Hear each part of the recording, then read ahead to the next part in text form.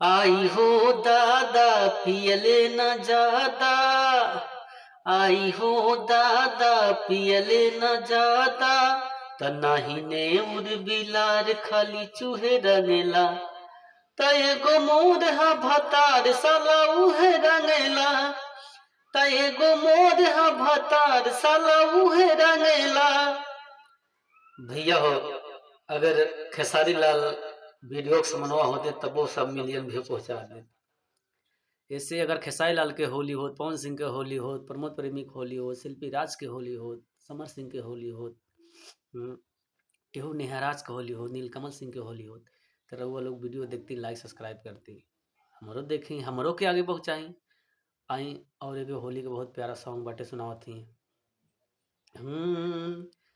लेके फिचकारी जुआ जरला सखी, भतार मुरे टेम्पू के ड्राइवर झटका महदेला सखी, भतार मोरे टेम्पू के ड्राइवर झटका महदेला सखी।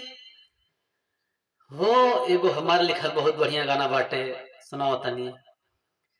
अरे भौजी भौजी कही के अबिरिया लगावे,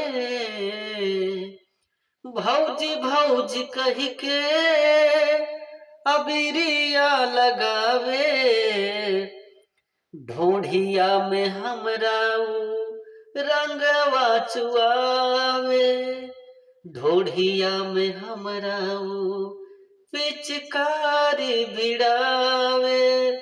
और आगे कहतिया भौजी सखी से, बड़का छिनरवा बाटे देवरवा, काहे ला भौजिया जैतु पिछवरवा हो, काहे ला भौजिया जैतु पिछवरवा, बड़का छिनरवा बाट देवरवा, काहे ला भौजिया जैतु पिछवरवा हो, काहे ला भौजिया जैतु पिछवरवा।